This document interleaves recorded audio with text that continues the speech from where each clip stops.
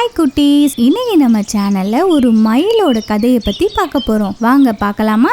ஒரு அடர்ந்த அழகான காட்டுல ஒரு அழகான மயில் வாழ்ந்து வந்துச்சான். அந்த காட்டுல இருக்கிற எல்லா பறவைகளும் பொறாமப்படுற அளவுக்கு அந்த மயில் அவ்வளோ அழகா, அதோட தோகையும் அதோட கலரும் எல்லாரையும் ரொம்ப கவர்ற மாதிரி இருக்கும். அது நடந்து போகும்பொழுது அந்த தோகையை விரிச்சு நடந்து போற அழகை பார்த்து எல்லாரும் மயங்கிடுவாங்க. அந்த மயில் தினமும் காலையில பக்கத்துல இருக்க குளத்துக்கு போய் அதோட அழக அந்த தண்ணில பார்த்து அது ரசிச்சுக்கிட்டே இருக்கும். இந்த காட்டிலேயே நம்ம தான் ரொம்ப அழகான மயில் அப்படின்னு ரொம்ப பெருமையா பார்த்துக்கிட்டு இருக்கு. அது என்னதான் எவ்வளவு பெரிய அழகான மயிலா இருந்தாலும் அது மனசுக்குள்ளயும் ஒரு சின்ன குறை இருந்துட்டு தான் இருக்கு. அது என்னன்னா, அதனால பறக்க முடியலையேன்ற ஒரு கவலை தான். அப்படித்தான் ஒரு நாள் வழக்கம் போல அந்த மயில் குளத்துல அதோட அழக பார்த்துக்கிட்டு இருக்கும் பொழுது பக்கத்துல ஒரு காக்கா பறந்து வந்து உட்காருது. இந்த காக்கா பறக்கிறத பார்த்துட்டு அந்த மயில்,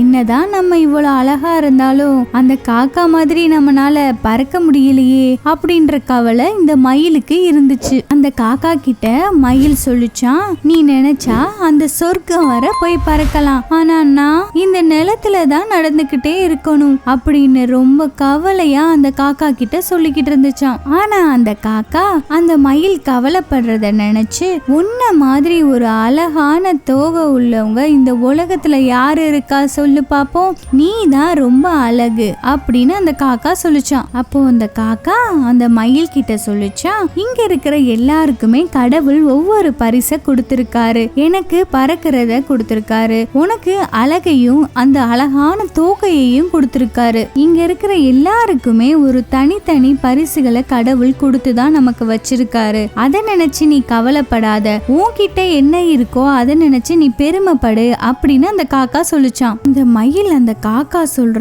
வார்த்தைகள் எல்லாம் கவனிச்சுக்கிட்டு இருக்கும் பொழுது காட்டுல இருந்து ஒரு பெரிய சத்தம் கேட்டுச்சு. என்னன்னு பார்த்தா புலியோட சத்தம். அங்க புலி ஓடி வந்துகிட்டு இருக்கு. அப்போ அந்த மயில் வேகமா ஓடுது. ஆனா அந்த காக்கா கொஞ்ச நேரம் கழிச்சுதான் அதனால மேலேயே பறந்து போக முடியுது. இத பார்த்த உடனே அந்த மயில், நம்மளோட திறமை ரொம்ப வேகமா போறதுதான் அப்படின்றத அந்த மயில் புரிஞ்சுக்குச்சு. அப்படியே அது அந்த புலிகிட்ட இருந்தும் தப்பிச்சு ஓடிருச்சு.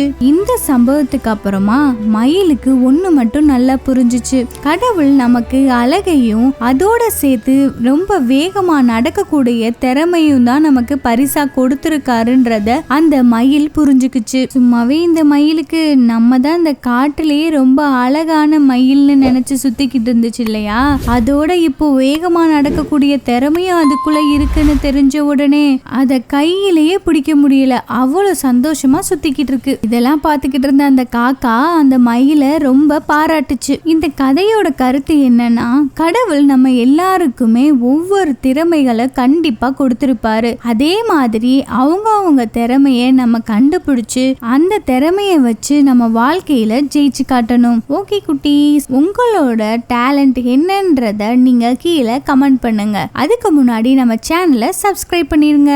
பாய்.